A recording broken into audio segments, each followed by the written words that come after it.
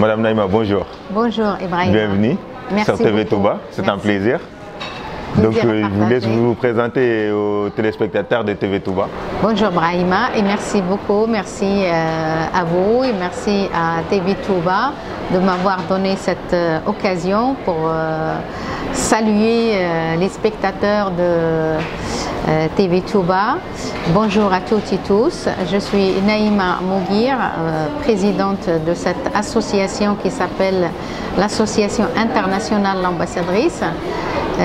Cette association a pour objectif, son premier objectif il est humanitaire, ensuite éducatif, socioculturel, économique. Nous travaillons aussi l'histoire et la mémoire de la France avec nos pays d'origine, France-Maroc, France-Afrique, Europe-Afrique. Aussi, nous faisons des conférences, ateliers économiques intitulés toujours investir et s'investir ici et là-bas. L'objectif, c'est d'encourager, rassurer, responsabiliser les jeunes et les gens porteurs de projets, soutenir toute activité dans le cadre du mieux vivre ensemble, la solidarité et le partage de nos savoirs et nos cultures aussi riches avec beaucoup d'apports et d'objectifs humains. La première question, c'est par rapport au nom, l'ambassadrice. Donc on imagine que c'est une association féminine ou féministe. C'est bien ça ou... Pas forcément. Voilà, je vous précise que cette association, quand elle a été créée au début en 2000, on l'a appelée Sourire de la Médina. La Médina, c'est la ville, c'est le centre-ville. En 2003, elle est devenue Sourire de l'Atlas. On cherchait toujours à rendre un sourire, ça veut dire aux gens qui sont dans le besoin ou bien comme ça. Mais vu nos activités qui sont multiples et qui sont au-delà d'une région ou d'un pays ou d'un quartier ou d'un département, et sachant que la culture, on vit dans des cultures, pas une seule culture, alors on a choisi l'ambassadrice parce que pour nous, la culture dans toutes ses diversités, y compris l'économie, peut être un ambassadeur. J'aimerais savoir, dernièrement vous avez organisé une conférence oui. Avec vos partenaires, avec des partenaires, plusieurs partenaires. Et tout d'abord la conférence, elle était sur... C'était le rôle de la femme, voilà, dans la société. Voilà, voilà.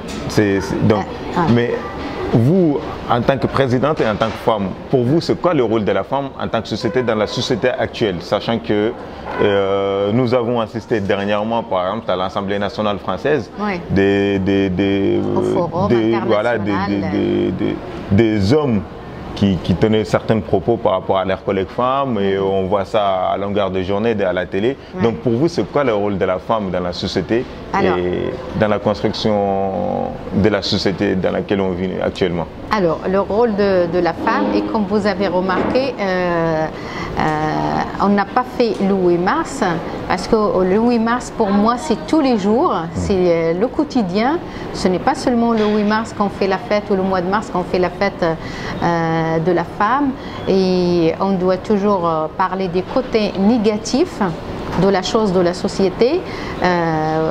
Pour moi, et c'est pour ça que le thème de notre conférence qui a eu lieu le 10 avril dernier, mercredi dernier, il était sous le thème « Le rôle de la femme dans l'éducation, le mieux vivre ensemble, la solidarité et la paix dans le monde ».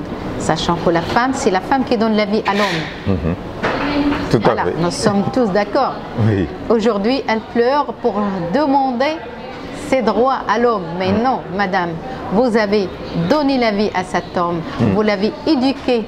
Et de quelle manière vous l'avez éduqué? La femme, c'est la colonne vertébrale de la société. Elle doit être d'abord responsable, c'est elle qui est responsable de l'éducation de ses enfants. Les enfants, après, il y a la rue, l'école, la société. On sait très bien, c'est une composante, mais c'est la femme d'abord qui donne la vie, qui éduque les enfants d'abord. Et s'ils sont bien élevés, bien éduqués, ça veut dire que la société n'aura pas de mal. La société, quand je parle de la société, c'est la société en général. Toutes les femmes et tous les hommes qui vivent sur la planète de 5 continents. D'accord. Et comme vous avez dit, la femme aujourd'hui, c'est la femme qui met l'homme, qui a mis, en tout cas nous, qui donne la vie, voilà. Qui nous a donné la vie, voilà. Mais là, en même temps, la femme pleure auprès de l'homme pour avoir ses droits. Voilà. Mais comme vous avez dit, c'est pas que c'est un continent, c'est sur tous les continents. Sur tous les Donc, continents. comment vous expliquez que on a presque l'impression que, moi en tout cas, que nos parents, ils avaient plus de facilité, ils avaient plus ces liens-là qui faisaient que la femme, elle avait un certain droit, une certaine... En fait, elle n'avait pas forcément besoin de l'homme, en fait. Oui. Moi, c'est comme ça que j'ai vu le monde, en tout cas. Donc, mais aujourd'hui, on a l'impression que la femme a toujours besoin de l'homme. Ben, le problème, c'est la complexité, je crois, de la société. Voilà, nous sommes au XXIe siècle, on a progressé énormément, sauf que je crois que notre progrès est en train de retourner contre nous. C'est nous qui faisons l'effort. C'est nous qui avons avancé scientifiquement parlant et culturellement parlant tout ce qu'on veut. Voilà. Comment on est arrivé à la Lune, comment on est arrivé ça veut dire créer des choses énormes et formidables, sauf ce progrès est en train de retourner contre nous, surtout l'éducation, les visions des gens, parce que l'intérêt individuel aujourd'hui, il passe avant l'intérêt général. Tout à fait. Parce que nos arrière-grands-parents, et grands-parents et tout ça, c'était l'intérêt général, l'intérêt de la société. Et heureusement qu'une partie de nous s'en souvient et continue à se battre pour l'intérêt général de toutes et tous. D'accord, en tout cas, merci beaucoup. Et puis, aussi par rapport à, comme on disait, la place de la femme ou l'importance de la femme. Aujourd'hui, on sait qu'il y a énormément de femmes qui entreprennent, qui réussissent, même si on ne les voit pas énormément, ou qui réussissent dans la politique ou dans le monde des affaires. Et aujourd'hui, pourtant, on a l'impression qu'il n'y a pas de... que les jeunes filles d'en bas, ils n'ont pas de références féminines à qui s'attacher, si ce n'est des actrices ou des chanteuses. Voilà. Donc comment vous expliquez ça aussi? Alors ça c'est sans reprocher au gouvernement, sans reprocher, montrer des doigts ou faire des reproches à nos sociétés respectives,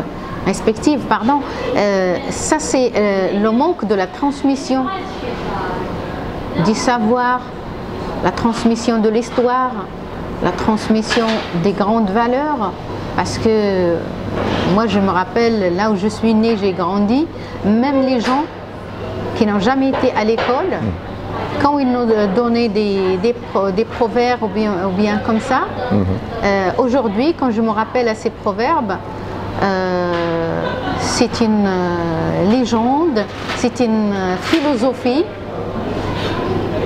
Quand on dit celui qui ne voyage pas ne peut pas découvrir les hommes, si je me permets, est-ce que je peux le dire en arabe ou non? Bien sûr. Voilà. L'imagel, en plus en dialecte, ce n'est même pas en arabe littéraire.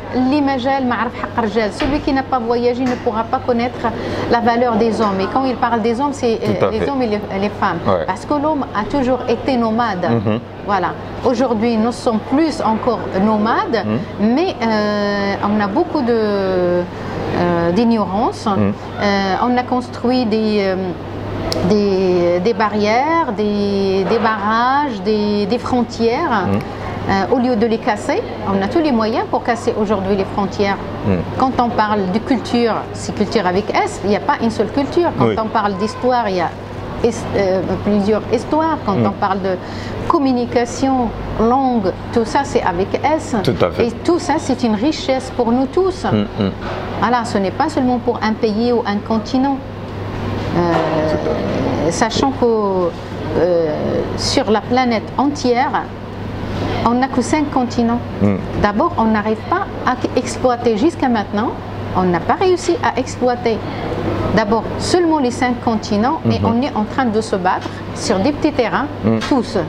Voilà, au lieu de, ça veut dire utiliser ce progrès pour s'étaler et exploiter, investir et s'investir partout, faire vivre tout le monde.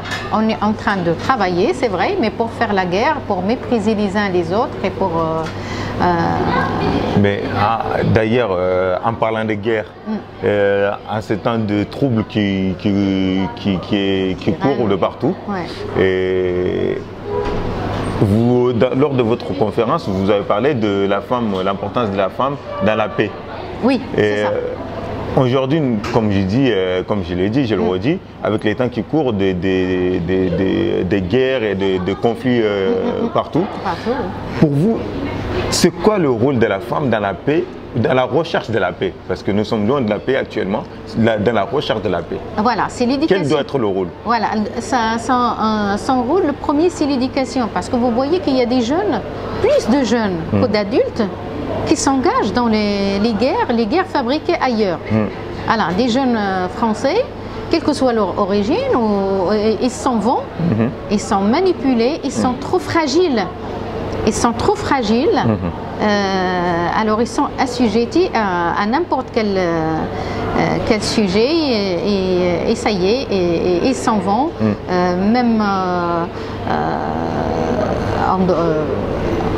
ça veut dire leurs parents ne sont même pas au courant qu'ils s'en vont bien comme ça. Mais dès le début, c'est la femme avec le père, ils conseillent bien, ils éduquent bien leurs enfants. Voilà. Ils ne vont pas partir comme ça parce que l'enfant est trop fragile. L'éducation, elle est elle n'a pas un rôle très important. C'est pour ça que pour moi, la femme, avec le père bien entendu, ils sont les premiers responsables sur l'éducation de leurs enfants avant d'aller sur le terrain, avant d'aller à l'école. Malgré que c'est l'ensemble qui est responsable, la responsabilité elle est partagée avec les parents, la rue, la société, l'école, les gouvernements, mais d'abord les parents. C'est la première école. La première école et la base, c'est les parents et la maman en particulier. Donc, ok. Donc, comme vous l'avez dit, je vous reprends la première éducation. Mais c'est les parents qui le donnent. C'est la première école, c'est les parents. Et surtout, d'une façon, la mère, parce que voilà, on est allaité par la mère, c'est à elle qui donne la vie. On est allaité, on passe nos premières années exclusivement, enfin, presque exclusivement avec la mère. Voilà, donc, en tout cas, c'est très enrichissant et intéressant, ce que vous dites. Et puis, votre association, dans son combat, un combat noble de l'éducation, de l'échange, de recherche de la paix, et voilà, pour tous, l'association internationale de l'ambassadrice. Vous êtes ici, en France, à Paris, mais aussi à l'international, au Maroc, si j'ai bon. Voilà, c'est pour ça qu'on l'a, pardon, je vous coupe la parole, c'est pour ça qu'on l'a appelé international l'ambassadrice, parce que déjà les membres, ce sont des membres de plusieurs pays, d'un côté, et de l'autre côté, là où on peut aller voir les gens, c'est vrai qu'on n'a pas, financièrement parlant, ne sont pas aidés, on n'est pas aidés. Mais tout ce qu'on peut donner, tout ce qu'on a dans le cœur, tout ce qu'on a dans les tripes, tout ce qu'on a dans la tête et les poches, on peut le partager avec les autres et c'est ça notre objectif. Et donc, pour ce qui est du développement de la femme ou du développement de manière plus générale, Donc vous apportez quelque chose vous apportez une attention assez particulière à tout ce qui est développement, l'éducation. Oui. Donc le développement passe par l'éducation, oui, que ce soit financière ou personnelle. Oui. Donc qu'est-ce que vous avez mis en place ou dans quel sens vous avancez ou quel est votre, comment on appelle ça, moyen que vous avez pu mettre en place pour favoriser tout ce qui est développement, que ce soit en termes d'éducation, en termes ou en termes financiers? Alors jusqu'à maintenant, tout ce qu'on fait, toutes nos activités, ce sont des activités d'échange, de rencontres, avec des ateliers et tout ça. Nous avions depuis 2010, ça veut dire mise en place des projets qui n'ont pas vu le jour encore. Il s'agit des structures qu'on pouvait mettre en place dans chaque pays par exemple, voilà, pour soutenir les femmes isolées avec les enfants, leur fournir une formation, leur fournir, ça veut dire un savoir-faire, et pour progresser et développer leur train de vie et aussi orienter leurs enfants, sauf que comme vous savez le nerf de la guerre, c'est l'argent. Tout à fait. Et nos projets ils sont là, mais ça veut dire on n'arrive pas mais encore. Mais le financement voilà, c'est toujours un peu compliqué. En attente, sans oublier qu'il y a aussi d'autres projets qui peuvent être bénéfiques pour toute l'Afrique et l'Europe. ECHO aussi, il est dans le tiroir, il est protégé à l'INPI, il est dans le tiroir, oui, et on attend les financements et les autorisations.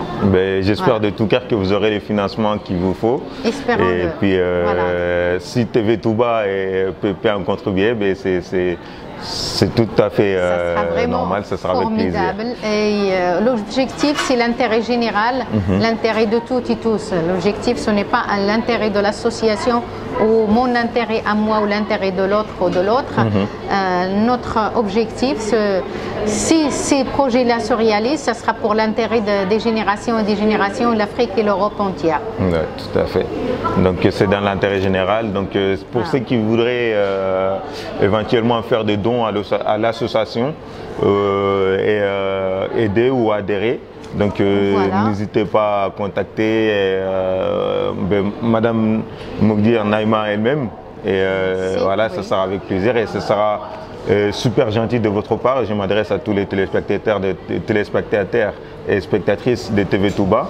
Donc voilà, n'hésitez surtout pas, vous aurez tous les contacts en bas de l'écran et sur lesquels vous pouvez contacter l'association afin de faire don et adhérer aussi à l'association comme Madame m'a expliqué, Madame Mogdir Naïma a expliqué. Donc il n'y a pas de financement, donc c'est avec les dons et les adhésions des membres qu'ils essaient de changer. Donc comme elle a dit aussi, il y a énormément de choses à changer. Et après ça, on va aller un peu dans la culture, parce que vous apportez aussi beaucoup d'importance à la culture. La culture a énormément de place, comme vous avez dit d'ailleurs dans votre introduction. Voilà, c'est ça. Et, dernièrement, ou ces dernières années, on voit beaucoup des gens de la culture, des actrices, ou des comédiennes, oui, en particulier, qui ont pris la parole pour dénoncer les traitements qui est réservé dans le monde de la culture aux comédiens, aux comédiennes, actrices d'origine d'Afrique, que ce soit Afrique, quand je dis Afrique, Maghreb ou Afrique noire, donc par rapport à leurs origines. Qu'est-ce que ça vous fait en fait d'entendre que le monde de la culture, il y a cette nuance-là qui est faite, or qu'elle est censée être un pont entre les mondes? Alors, à mon avis, c'est toujours le problème de barrières, de frontières et parfois dans l'esprit des gens. Dans l'esprit des gens parfois. Alors, comme je disais tout à l'heure, le proverbe, celui qui ne voyage pas ne connaît pas la valeur des hommes.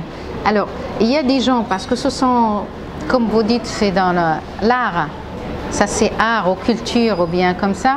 Et dans chaque domaine, il y a des clans.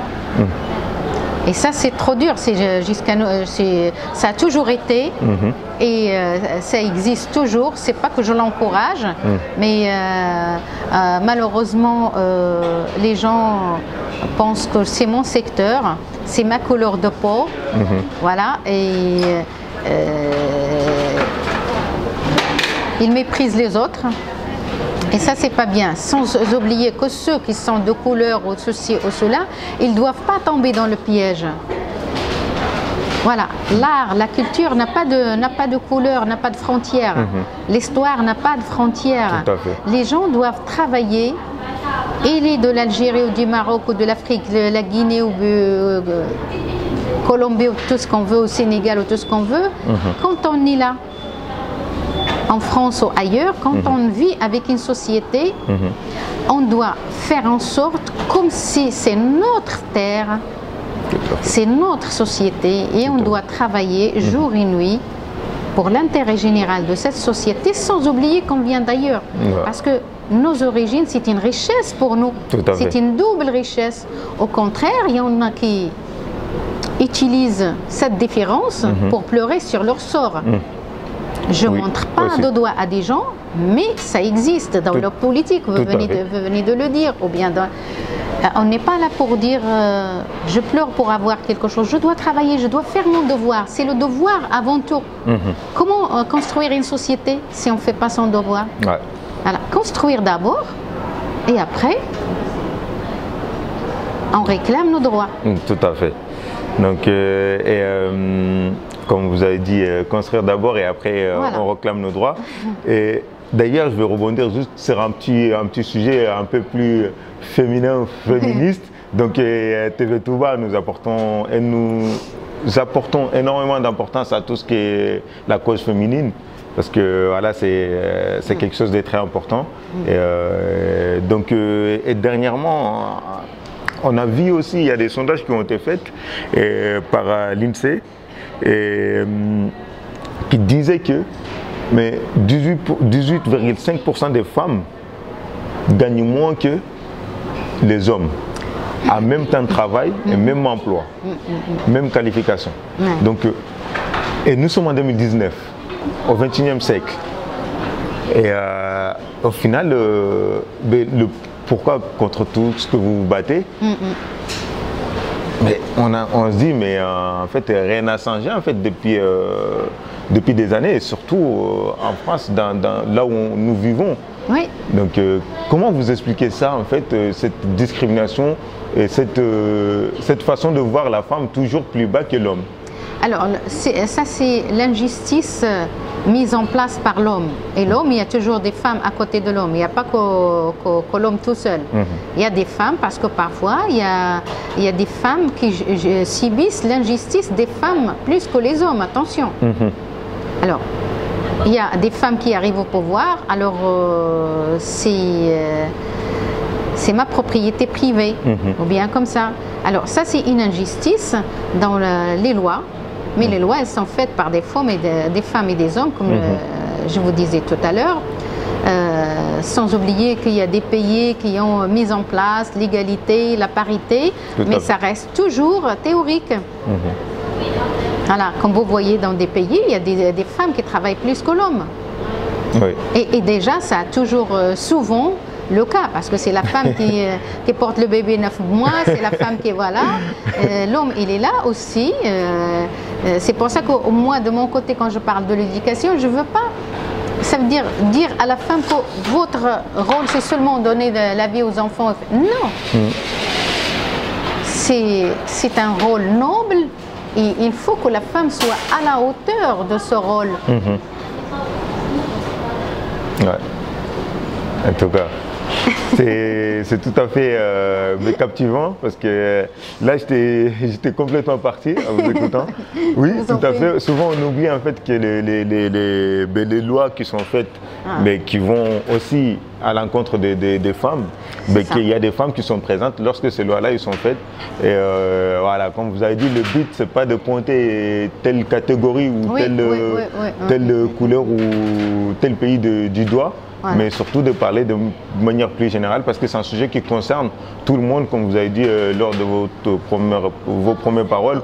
Ça concerne les 5 continents et tout le peuple, toutes les cultures avec un S, comme vous avez dit. Voilà. Donc, voilà. Et sans oublier, pardon de vous couper la parole, qu'on est loin encore de la société du mérite. On est loin encore de ça. On est loin encore de ça. Quand je dis ça, c'est en général, hein, dans presque les 5 continents. On est loin encore le travail de mérite ou nomination de mérite ou bien comme ça. On est encore, on a du travail à faire encore pour remettre les choses à leur place. En tout cas, l'association internationale de l'ambassadrice est là pour essayer de mettre les choses en place. Si, on la laisse faire parce que l'association de l'ambassadrice, avec tout toute la volonté qu'elle a et tous les projets qu'elle a, est-ce qu'on lui donne la parole? Est-ce qu'on le laisse faire son travail? Nous sommes contre personne. Nous sommes tout simplement pour rassurer, responsabiliser et ça veut dire rappeler les gens que nous avons tous un devoir à faire envers nos sociétés, envers notre société, que nous devons tous travailler ensemble la main dans la main pour construire notre présent et notre futur. Voilà.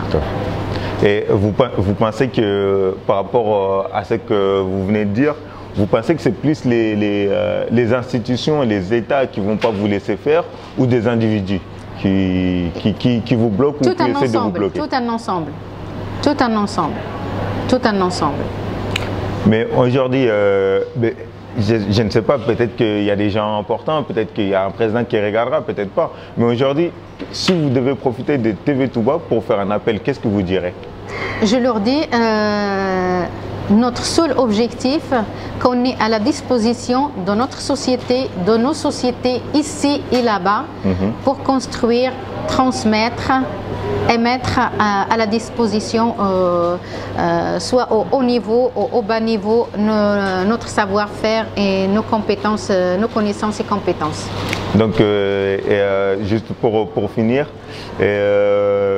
votre association, comme vous l'avez d'ailleurs dit, ça n'a aucune connotation politique, religieuse ou ethnique. Non, c'est pour ça qu'on l'a appelée l'ambassadrice. Pour nous, tout le monde est l'ambassadeur de ses origines, de son savoir-faire. Voilà. Donc, en tout cas, Madame Magui Arnaïma, merci beaucoup de nous avoir fait cet honneur de répondre présent et de nous avoir accordé cette interview sur TV Touba. C'était un réel plaisir. Merci. Et on aurait bien aimé continuer et on espère qu'on aura l'occasion d'un avenir proche de nous revoir et puis pourquoi pas lors d'un débat ou pour une autre interview plus poussée. Mais malheureusement, les temps ne nous le permet plus. Nous allons devoir rendre l'antenne. Donc, on vous remercie énormément d'être venu et de nous avoir accordé ce petit moment. Et puis, à tous les téléspectateurs et téléspectatrices d'ici et d'ailleurs. Donc, voilà, comme Madame Naïma Magdir disait, l'association c'est ouvert à tout le monde. Et puis, les coordonnées, comme je vous dis, sont juste en bas de l'écran, donc vous pouvez contacter l'association et ils vous donneront toutes les informations nécessaires. Et pour tout ce qui est don, n'hésitez surtout pas. Et puis faites une bonne action, surtout pas. Et donc on va laisser la dernière parole à Madame Magui Arnaïma qui va mettre fin à cette interview. Donc on vous laisse vous adresser à tous les téléspectateurs de TV Touba Et on vous remercie énormément pour cette présence. Merci beaucoup Brahima, merci à TV Touba qui m'a donné cette occasion pour m'exprimer devant tous les téléspectateurs, que je remercie infiniment et à qui je dis nous sommes ouverts, je suis ouverte, c'est pour ça qu'on l'a appelée l'ambassadrice. Vous êtes tous les ambassadeurs de vos origines, de vos familles, ici et là-bas. Ici nous sommes en France, là-bas chez nous en Afrique, en Asie ou ailleurs. Notre objectif, c'est tout simplement construire ensemble, rassurer, responsabiliser et transmettre nos connaissances, nos compétences et nos savoir-faire à toutes les générations d'aujourd'hui, demain et d'après-demain. Merci à vous toutes et tous et on compte sur vous. Merci.